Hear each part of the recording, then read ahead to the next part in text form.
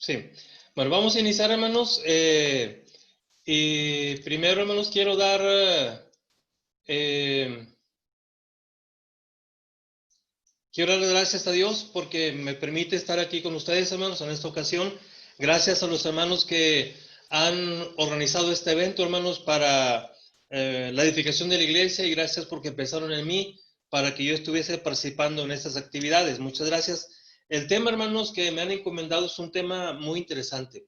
El título, de hecho, pues es de por sí muy interesante. De la desgracia al triunfo. ¿Quién no quiere saber, hermanos, cómo Dios tiene el poder para llevarnos de la desgracia al triunfo?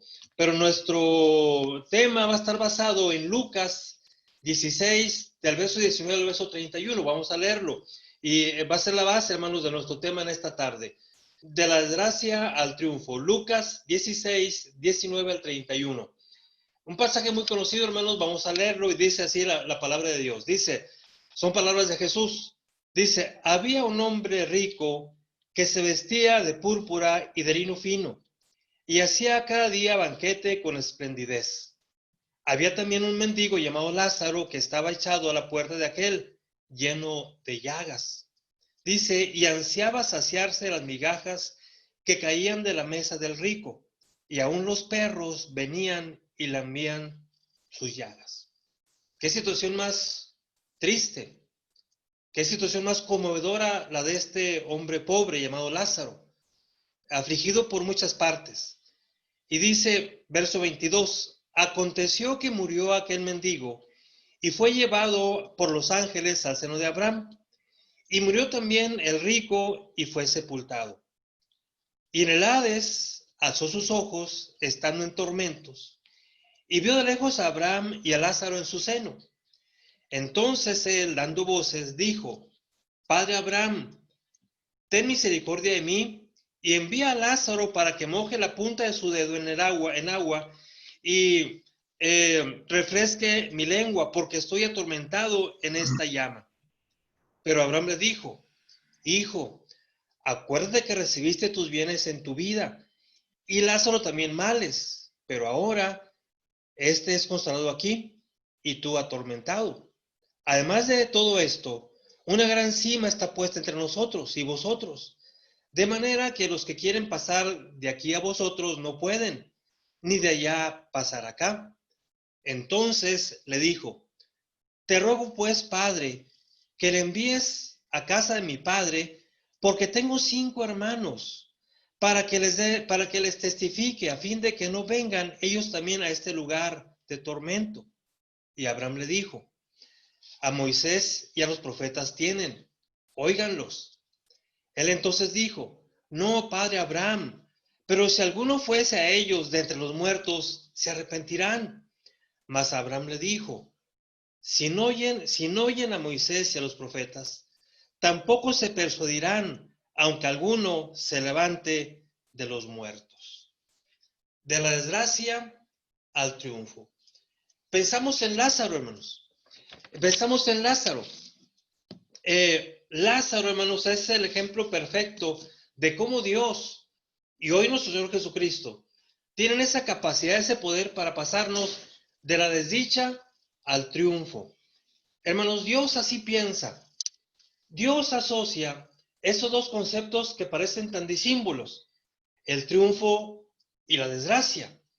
El ser humano, de manera natural, quisiéramos vivir solamente en el triunfo y no conocer la desgracia. De hecho, son los principios, hermanos, del ser humano. Queremos evitar la angustia, queremos evitar el dolor y vivir siempre en el placer, o sea, en la dicha, en el triunfo. El ser humano por naturaleza no quiere saber nada de la desdicha, quiere vivir siempre en el placer o en el triunfo. Sin embargo, en la mente de Dios, hermanos, estos dos conceptos van juntos.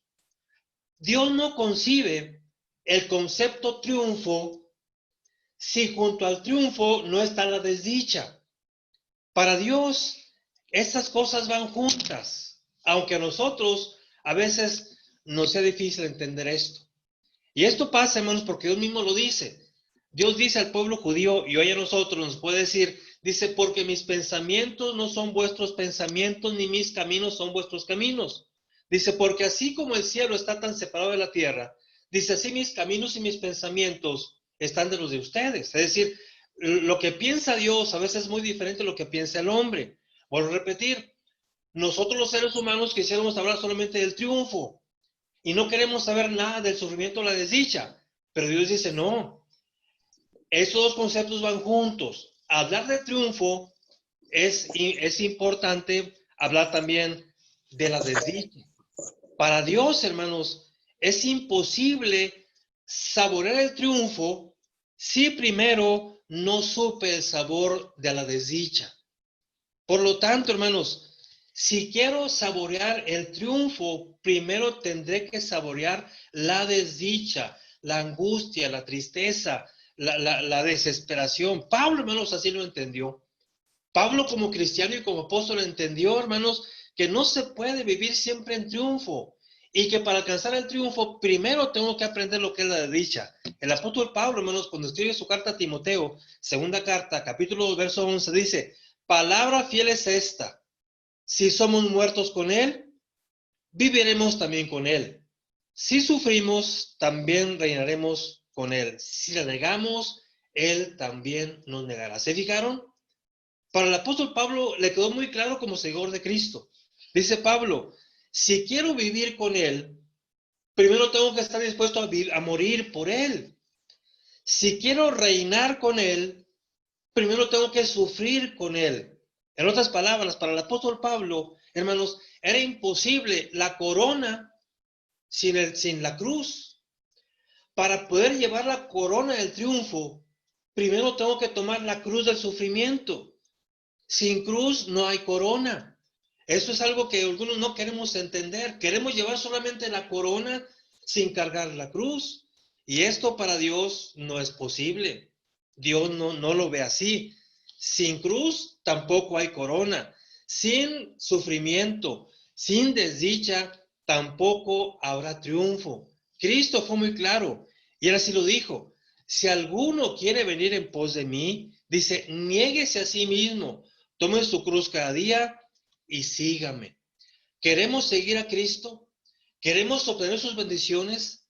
¿Queremos que Cristo nos lleve al triunfo? Entonces primero hay que tomar la cruz del sufrimiento. Sin cruz no hay corona. Dios pues asocia el triunfo, hermanos, con la desdicha. Por lo tanto, la pregunta para esta tarde o en esta tarde es, ¿realmente anhelo el triunfo? ¿Realmente anhelo el premio? ¿Realmente anhelo la corona de justicia que Dios tiene preparada para nosotros? ¿Realmente la anhelo? Entonces, debo estar dispuesto a primero saborear la desdicha.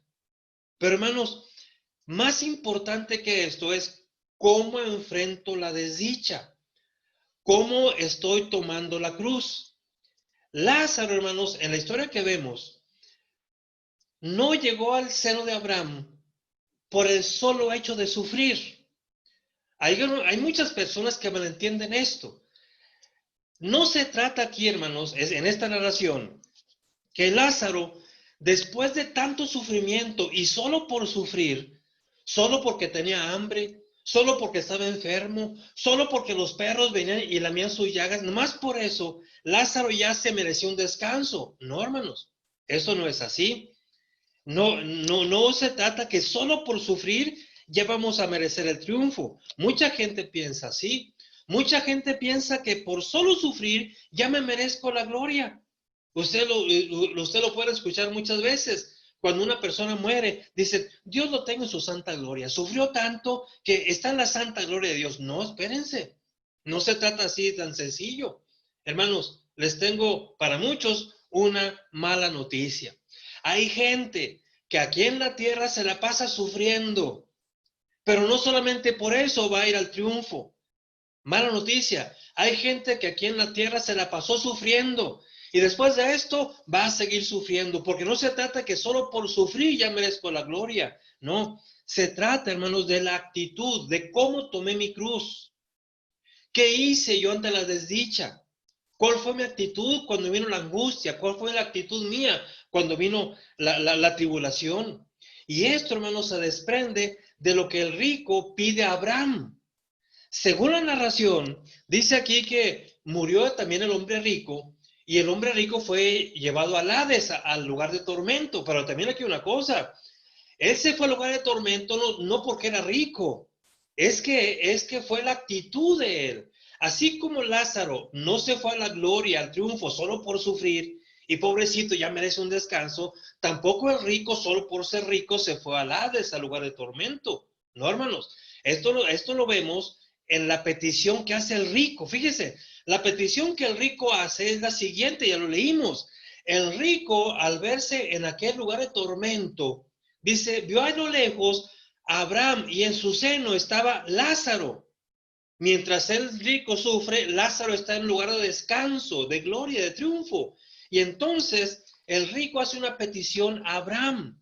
Le dice, padre Abraham, bueno, primero le pide, manda a Lázaro para que moje su dedo en un poquito de agua y me la ponga en mi lengua para que me dé un descanso. Y dice, no se puede, eso no se puede, dice Abraham. Y luego el rico hace una petición muy interesante que es la que nos da luz, hermanos, a esta situación. ¿Sabe qué pidió el hombre rico estando en el lugar de tormento? Le dijo, padre Abraham, bueno, entonces dice, yo tengo 5 hermanos, 5 hermanos, y yo no quiero que mis 5 hermanos que aún viven allá en la tierra, no quiero que cuando ellos mueran vengan aquí conmigo. Este tormento es terrible, yo no quiero, son mis hermanos, los amo y no quiero que vengan aquí. Y entonces dice, hace una petición.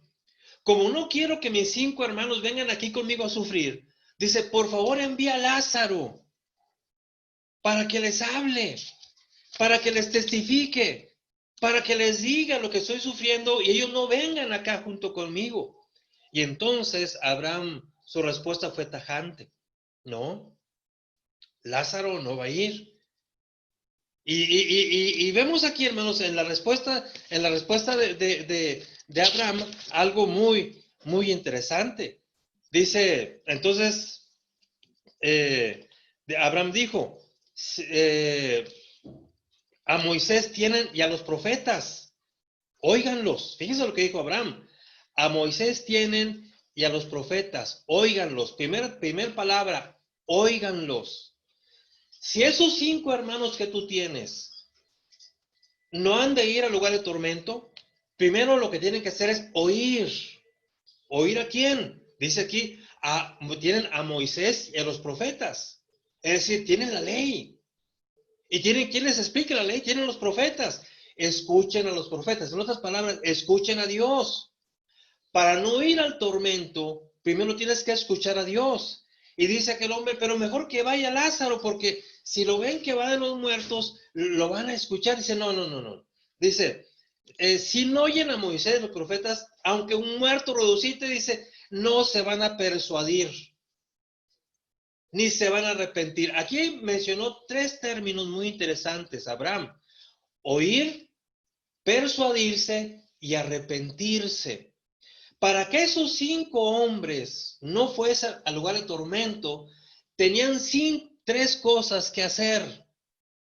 Oír la voz de Dios a través de, bueno, estamos en la época mosaica, a través de la ley de Moisés y los profetas, oír la voz de Dios, persuadirse, es decir, creer y arrepentirse. Si no oyen, si no creen y no se arrepienten, se van al lugar de tormento. Entonces, esto nos da la luz, hermanos. Lázaro no se fue al seno de Abraham solamente por sufrir. Lázaro se fue perdón, Lázaro no se fue al seno de Abraham solamente por sufrir, se fue al seno de Abraham porque sufrió, pero en su sufrimiento, en su desdicha, él oyó la voz de Dios, se persuadió y se arrepintió. Hermanos, Dios es así, nos pasa de la desdicha al triunfo, pero pide que hagamos algo. 3 cosas tienen que hacer esos 5 hombres: oír a Moisés y a los profetas, persuadirse y arrepentirse. Y es obvio, si Lázaro ahora estaba en el triunfo, es porque oyó, porque se persuadió y porque se arrepintió, a pesar de la desdicha. Esta, hermanos, es la gran lección que esta narración nos deja. Si realmente deseamos que Dios nos pase de la desdicha que estamos sufriendo o que vamos a sufrir o que seguiremos sufriendo, que la desdicha no sea estéril, hermanos. Porque repito, mucha gente piensa que solo por sufrir ya merece la gloria.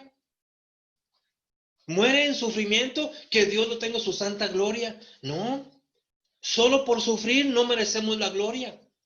Merecemos la gloria y ganamos la gloria y el triunfo a través de Cristo cuando oímos, creemos, nos arrepentimos en medio de la desdicha. Y es entonces cuando mi Señor Jesucristo tiene el poder para pasarnos de la desdicha al triunfo.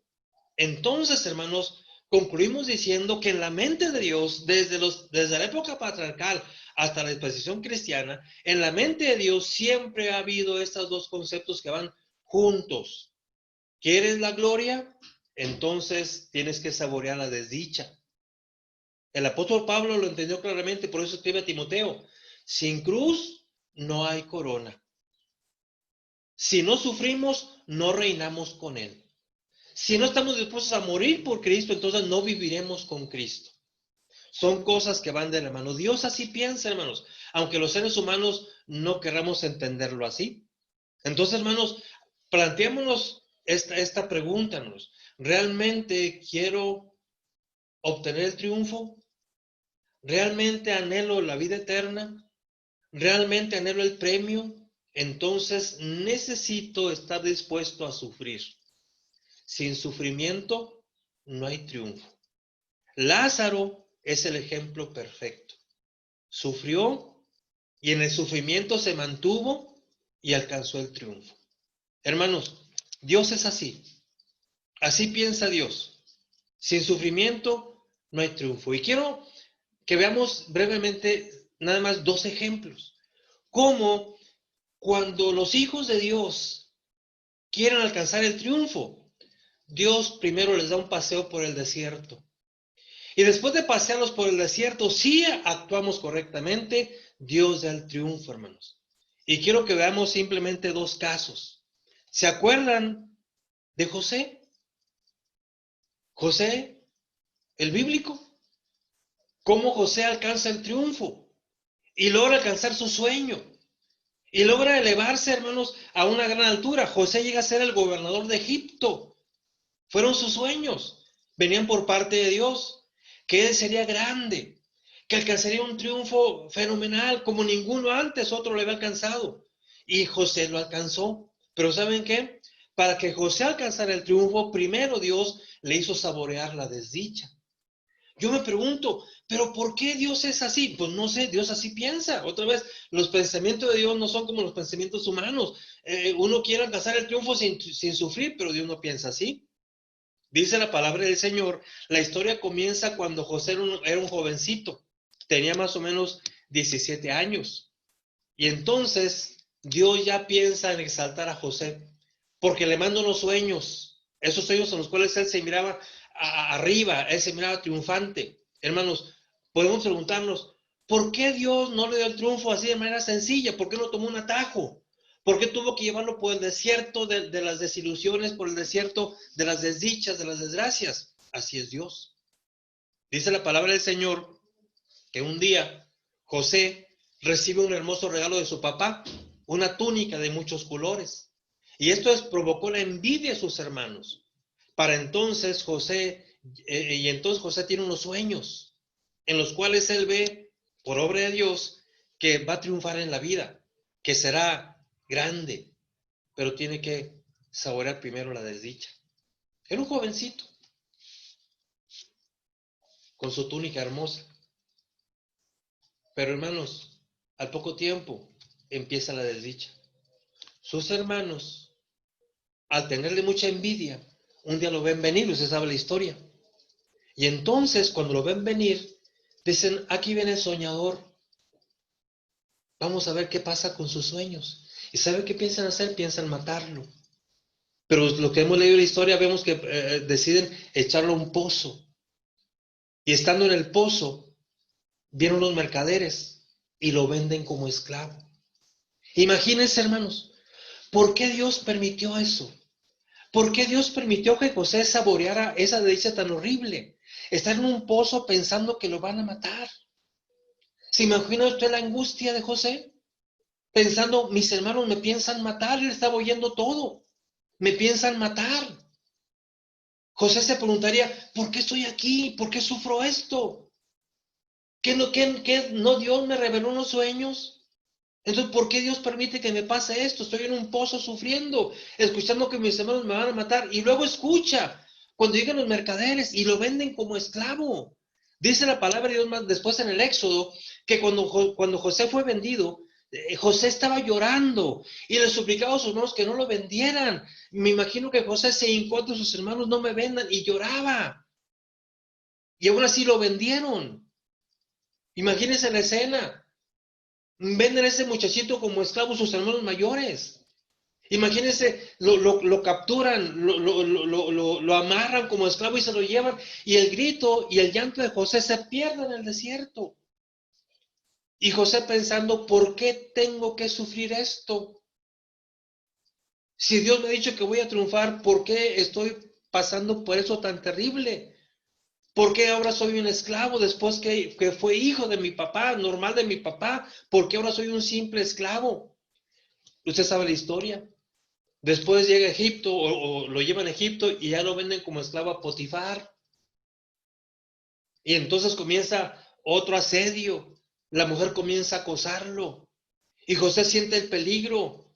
Estoy en peligro, diría José, pero ¿por qué tengo que sufrir esto?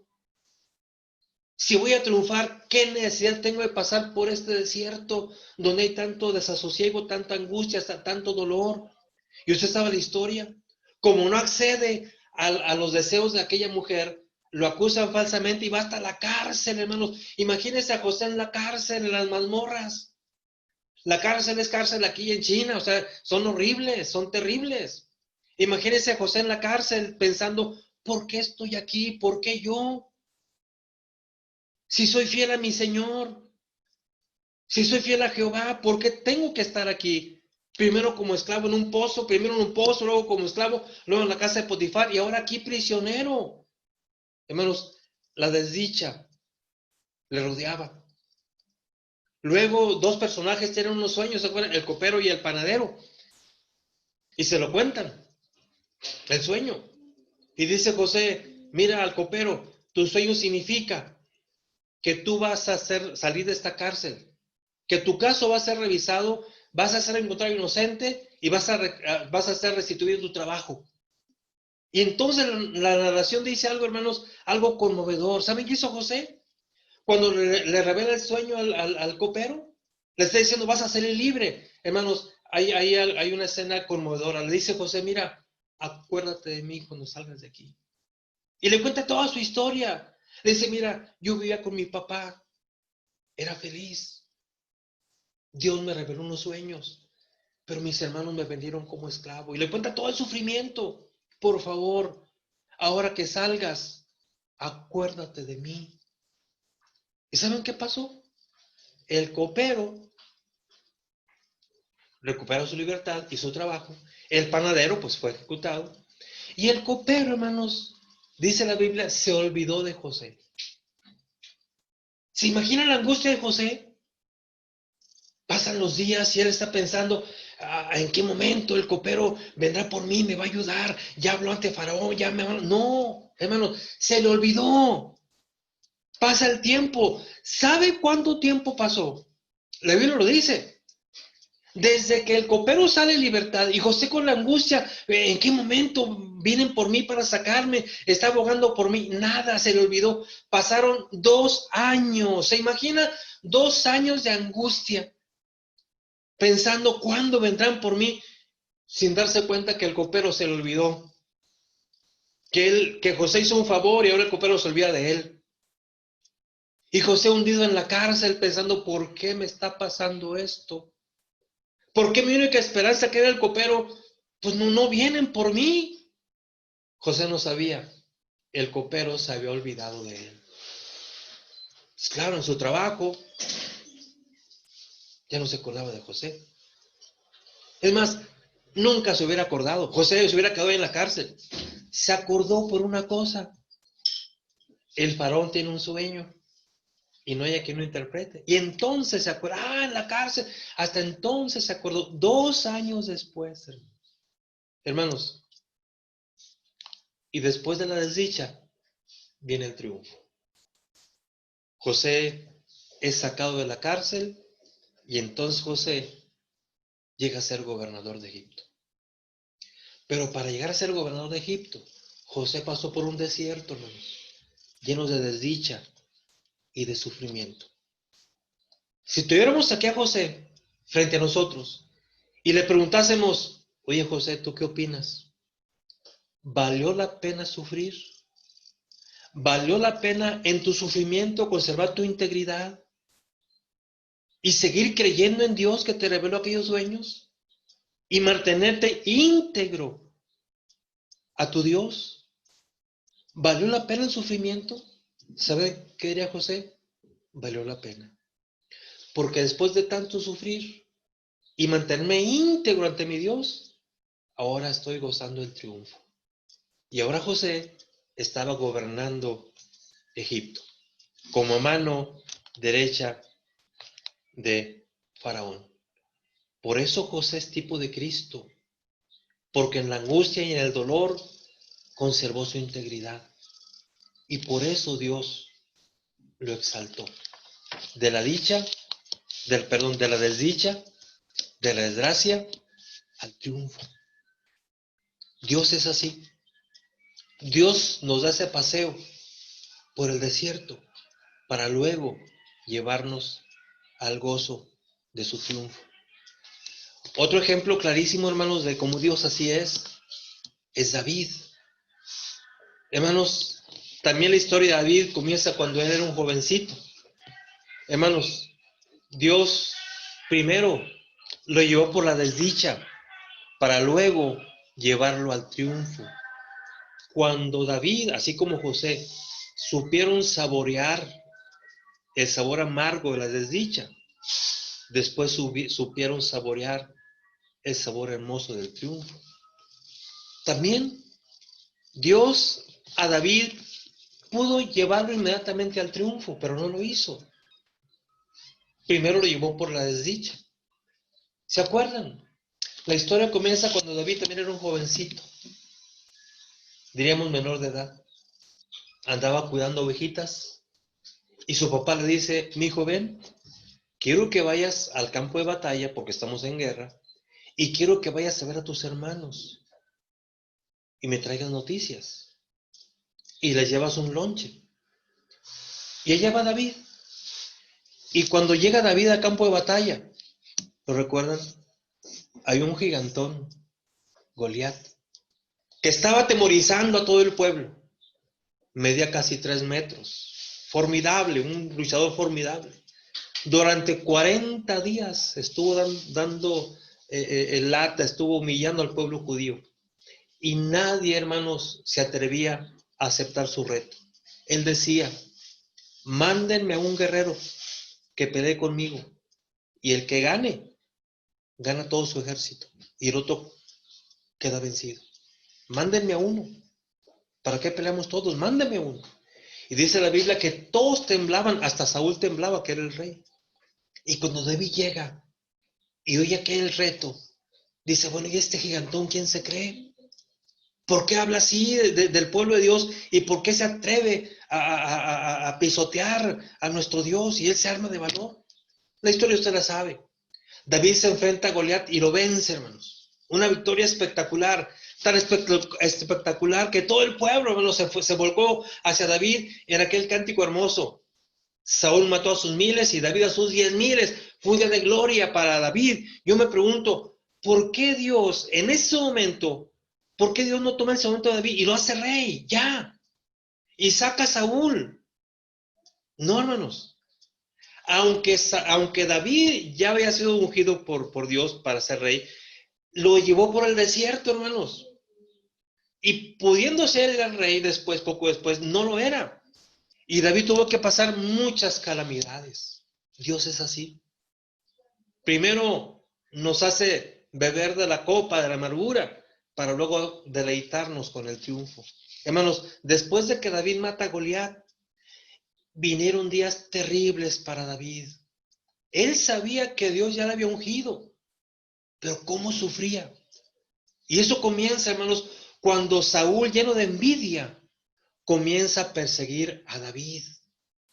Era un jovencito, lo quería matar, lleno de envidia, lleno de rencor contra David, lo quería matar.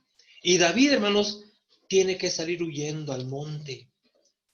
Oye, era un adolescente, que hace un muchachito solo en el monte. David sabía que no podía volver a su casa porque Saúl lo iba a buscar y lo iba a matar y ponía en peligro a su familia. Y David tiene que vivir solo en el monte.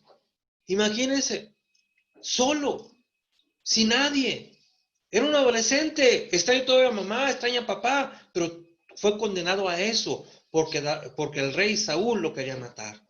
Hermanos, después de llevar una vida con sus padres, ahora se ve solo en el monte y sin nadie que lo pueda acompañar. Dice la Biblia que Saúl lo perseguía.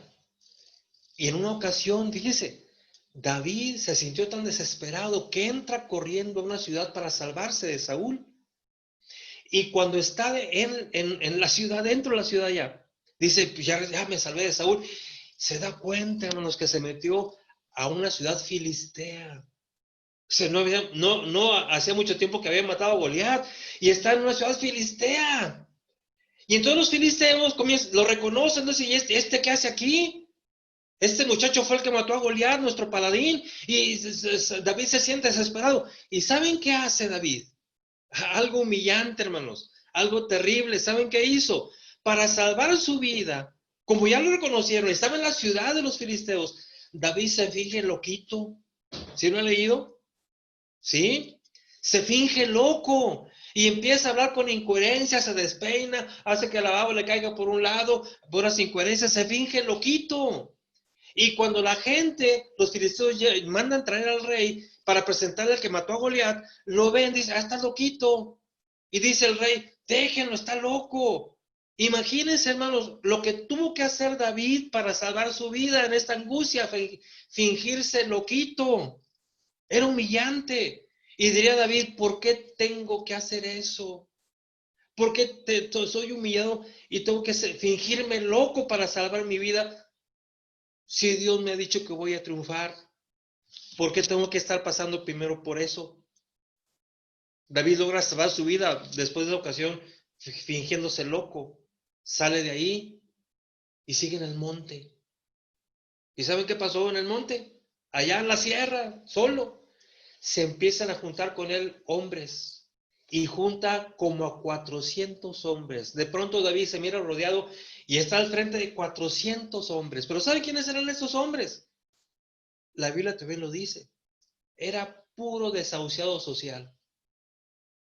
Resentidos, con deudas que andaban huyendo. Gente que no tenía otra más que andar en el monte, sin futuro, resentidos, sociales, afligidos, deprimidos. Dice ahí, puro amargado de espíritu. Y dirá David, ¿qué tengo que hacer con tanto amargado de espíritu? ¿Por qué tienen que ser ellos mis compañeros? Así pasa a veces, hermanos. Así pasa. Pero dice la Biblia, hermanos, fíjese cómo vas pasando por ese desierto y David se preguntaría, ¿pero por qué tengo que pasar por eso? Primero me finjo loco y ahora estoy aquí rodeado de 400 hombres, pues que sí me aprecian, pero son puros amargados, puro resentido social, puro fracasado, puro hombre deprimido. ¿Qué hago yo aquí con esta gente? Pasa el tiempo, hermanos, y sigue en ese desierto de aflicciones. Dice la Biblia que no habiendo más cómo salvarse de Saúl, David se pasa al bando de los filisteos. Y tiene que vivir en una ciudad filistea. Y va y tiene que negociar. Y los filisteos, como ya pasó tiempo, ya pasaron años, pues ya lo perdonan y le permiten vivir. Y el rey de los filisteos se hace amigo de David. Y entonces imagínense, dirá David, bueno, ¿y qué más bajo puedo caer? O sea, ¿qué más aflicción? Miren dónde acabé, viviendo con mis enemigos y mis enemigos me aceptan mejor que mis amigos. O sea, ¿cómo es posible que mi pueblo judío me ande persiguiendo y mis enemigos me aceptaron y ahora aquí estoy, viviendo con mis enemigos. Y mis enemigos ya me aceptaron. Y dice la Biblia que se ganó el favor del rey. Y era el favorito del rey de los filisteos. Cuando su rey Saúl lo quería matar, dirá David, algo está muy mal. ¿Qué me está pasando? ¿Por qué estoy viviendo esto? Y dice la Biblia que se ganó el favor del rey de los filisteos. Tanto así que un día el rey de los filisteos le dijo, ¿sabes qué? Te voy a regalar una ciudad. Se llama Siglac. Y David se va a vivir a Siglac, ciudad de los filisteos. Y un día, el pueblo filisteo entra en guerra contra los judíos. Y David tuvo que enlistarse con los filisteos. Imagínense qué angustia. Vamos a la guerra y vamos a pelear, pero ahora yo voy como un filisteo más. Y voy a pelear contra mis propios hermanos, porque ellos me desprecian. Y los únicos que me quieren son los filisteos. Y allá va David a la guerra contra los judíos. Ahora va como un filisteo más. Y solamente porque los filisteos dijeron, no, este no puede ir con nosotros. David es judío. En el momento de la batalla, él se puede arrepentir y se vuelve contra nosotros y vamos a perder. ¿Sabes qué? Les habla con el rey de los filisteos y dicen, ¿sabes qué? David no va a la batalla, no confiamos en él. Y entonces el rey de los filisteos le dice a David, mira, ¿sabes qué? Mejor regrésate, no vayas a pelear. Y quizá David descansó y dijo, pues qué bueno, porque pues es que ¿cómo voy yo a pelear? Esto es terrible para mí. Y le dice al rey, mira, regrésate a Siglac, a tu ciudad, a descansar. ¿Y saben qué? Cuando David regresa a Siglac, junto con su gente, él iba con sus 400 hombres, a Siglac, regresan. Al regresar, encuentran algo terrible. Otros enemigos entraron a Siglac, como estaba sola, sin varones, estaban nada más las mujeres, los niños y los ancianos, dice que entraron, quemaron la ciudad y se llevaron como esclavos a toda la gente, a las esposas de los 400 hombres y a las esposas de David. Y todo lo quemaron. Y cuando David y sus 400 hombres entran a Siglac, dice, lloran por sus mujeres, por sus hijos. Y otra vez dirá David, ¿qué estoy haciendo aquí? ¿Por qué Dios me hace eso? ¿Que Dios no me prometió, ya no me ungió de que voy a ser el rey? ¿Por qué tengo que estar aquí huyendo como un criminal, fingiéndome loco en aquel momento para salvar mi vida, haciendo un pacto con los filisteos? Y ahora aquí en Siglac, mi ciudad quedó destruida y mi esposa fue llevada como esclava junto con las mujeres de mi gente. Pero de ahí, hermanos, Dios lo llevó al triunfo. Así es Dios. Sin cruz no hay corona. Triunfo y desdicha van de la mano. No podremos disfrutar el triunfo con Dios si primero no saboreamos la desdicha. David y José lo experimentaron. Dios lo llevó a David por el desierto de la amargura, de la disolución, de las desdichas, para luego darles el triunfo. ¿Has pasado por desgracias? ¿Has pasado por desdichas? Entonces tenemos una esperanza. Dios es así. Después que nos pasea por el desierto, nos va a llevar a un remanso de paz. ¿No has pasado por las desdichas? ¿No has estado dispuesto a sufrir por Cristo? Entonces no esperemos el triunfo. En el camino de Dios no hay brechas. No me puedo saltar las desdichas para pasar directamente al triunfo porque no me gusta sufrir. Dios no piensa así. Las desgracias que hoy estés sufriendo hablan de que algún día vendrá el gozo en Cristo Jesús. ¿Has pasado desdichas? ¿Las estás pasando hoy? ¿O estás esperando presientes desdichas en el futuro? Entonces toma en cuenta una cosa. Después de la desdicha viene el triunfo. Pero es bueno preguntarme, ¿qué estoy haciendo yo ante la desdicha? ¿Reniego por la desdicha? Y cuando viene el sufrimiento me pregunto, ¿por qué yo? ¿Por qué a mí? ¿Alguna vez te lo has preguntado?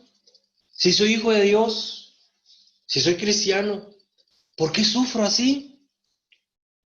Si en mi familia reina Cristo, entonces ¿por qué mi familia sufre? ¿Por qué hay un enfermo en mi casa que no tiene esperanza? Y esa enfermedad de ese miembro nos hace sufrir a todos. ¿Por qué si somos cristianos? ¿O problemas morales? ¿Por qué si somos cristianos estamos pasando este problema moral tan difícil? ¿O problemas materiales? ¿Por qué si soy cristiano estoy perdiendo mi trabajo? ¿Por qué si soy cristiano entonces me quedé sin trabajo en estos días? La respuesta es porque viene el triunfo. Si mantenemos la fe, como Lázaro, oír a Dios, creer en Dios y si es necesario arrepentirnos de lo que hay que arrepentirse. Nos hemos preguntado alguna vez en el sufrimiento, ¿por qué yo? ¿Por qué mi familia? ¿Por qué mis hijos? ¿Por qué mi esposa? ¿Por qué tengo que estar aquí? ¿Por qué perdí mi trabajo yo? ¿Por qué tengo que estar haciendo fila en el banco a dar un abono a una cuenta que no puedo pagar? Y estás hasta molesto, estás hasta angustiado. ¿Por qué si soy hijo de Dios tengo que estar haciendo fila aquí en el banco? Con una deuda que no sé ni cómo voy a salir con ella. ¿O por qué si soy hijo de Dios estoy pasando estas tribulaciones tan difíciles? ¿Por qué estoy en la fila aquí? La fila del monte, pero del monte de piedad. Con mi televisión cargada y porque la voy a empeñar porque no tengo ni para comer. Dicen, ¿qué estoy haciendo aquí en esta fila? Porque el triunfo viene. Dios así es. No es Dios el que va a cambiar mi manera de pensar, soy yo el que debo pensar como piensa Dios. Sin cruz no hay corona. La victoria viene, pero importante es la actitud, hermanos. La actitud ante la desdicha. ¿Reniego? Cuando viene la desdicha, reniego, digo, ¿por qué a mí? ¿O soy como Job, que dice, bueno, Jehová dio, Jehová quitó, sea el nombre de Jehová bendito? O me rebelo contra Dios, como también Job en otro momento. Si Dios apareciera en ese momento, yo discutiría con él y le demostraría que lo que está pasando no es justo. ¿Alguna vez hemos hecho esto? Me enojo con Dios y digo, ¿quién me diera que estuviera Dios frente a mí para demostrarle que lo que me está pasando no es correcto? Y reniego. No estoy dispuesto a sufrir lo que viene. Entonces, ¿quién soy yo?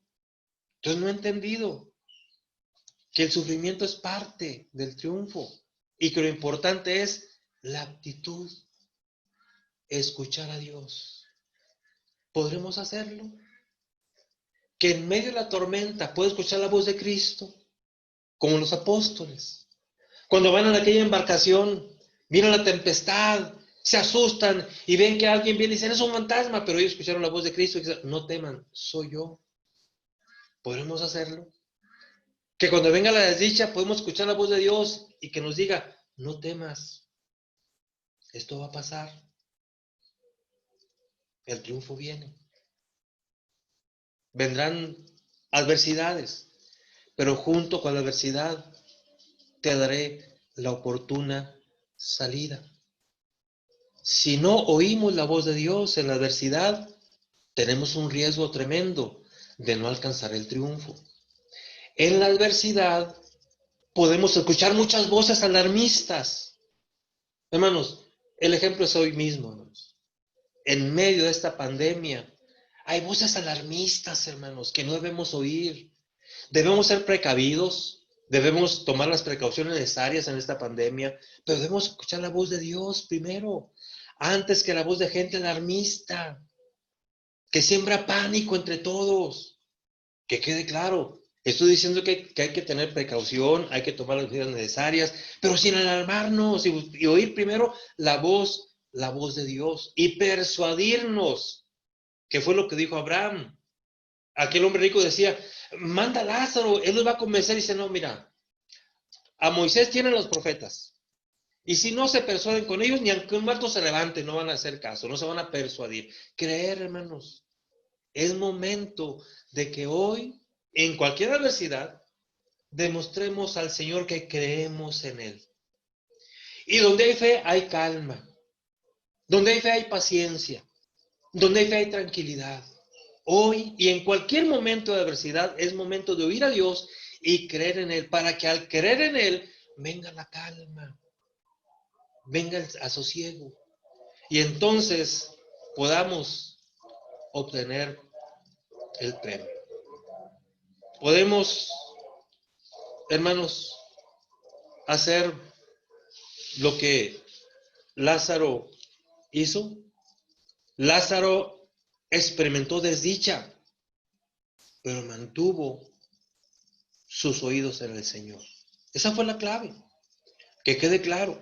Lázaro no fue al seno de Abraham solo por sufrir. Lázaro fue al seno de Abraham porque a pesar de sufrir, conservó sus oídos atentos a la voz de Dios. Es lo que vemos. Hermanos, Lázaro experimentó desdicha, tanto o quizá más que nosotros. Desdicha social, es nombrado aquí como un mendigo. ¿Sabe por qué un mendigo? Porque en la cultura judía, griega y romana había una clase social que eran los de la calle. Mucho cuidado. La pobreza en nuestros países está creciendo mucho. Y si no hacemos algo, va a haber gente en la calle, como en la época aquí del primer siglo, en la época del primer siglo, entre el pueblo judío, griego y romano. Eran hombres, hermanos, que estaban en la calle. Muchos de ellos habían nacido en la calle. No tenían casa, no tenían nada. Cuando vemos la narración de Lázaro, decimos, bueno, pero ¿por qué no hace algo Lázaro? Dice que estaba en la puerta aquel hombre rico y lo que los perros vienen, bueno, pues levántese y haga. No, es que no podían, hermanos. Era una clase social marginada. No había expectativas para ellos no había futuro, para ellos no había opción.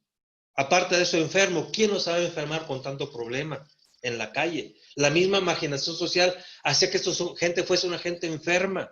En medio de esa tormenta, se mantuvo sereno, escuchó y creyó en el Señor a través, bueno, en su época, en su momento. Entonces, hermanos, ¿podremos hacer lo mismo? Oír la voz de Cristo que nos dice que el triunfo viene. Quiero terminar leyendo algunos pasajes. Dice mi Señor Jesucristo en Lucas 18:29. Fíjense lo que dice. Dice, y Él les dijo, bueno, dice 28. Lucas 18:28-29. Dice, entonces Pedro dijo, he aquí, nosotros hemos dejado nuestras posesiones y te hemos seguido. Fíjense, Pedro está haciendo una aclaración, una puntualización. Señor, nosotros por seguirte dejamos muchas cosas. Y luego dice, y Él les dijo, de cierto os digo, que no hay nadie que haya dejado casa o padres o hermanos o mujer o hijos por el nombre de Dios, dice, que no haya de recibir mucho más en este tiempo y en el siglo venidero la vida eterna. Dos cosas maravillosas. Dice, a el que pierda por mi nombre casa, amigos, hermanos, si los pierde por mi nombre, dice, recibirá 100 veces más en este tiempo y la vida eterna en el siglo venidero. ¿Lo creemos, hermanos?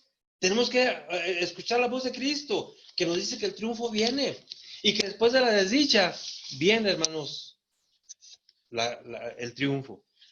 Recordar, hermanos, las palabras del apóstol Pablo. Le dice a Timoteo, pelea la buena batalla, echa mano de la vida eterna. Acuérdate, cuando la batalla recie, acuérdate, hay una vida eterna que nos espera. Lo que dijo a Timoteo ya lo vimos, sin cruz no hay corona. ¿Quieres vivir con él? Entonces está dispuesto a morir por él. ¿Quieres reinar con Él? Entonces tienes que estar puesto a sufrir por Él.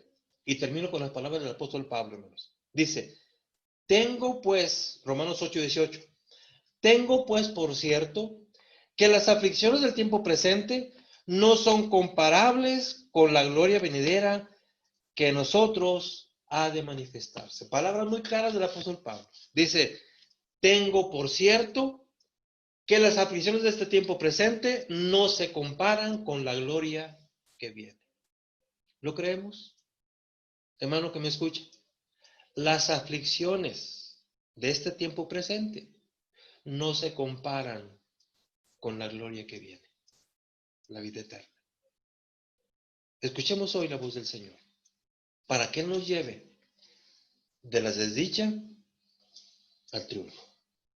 Que Dios les bendiga, hermanos. Son muy amables.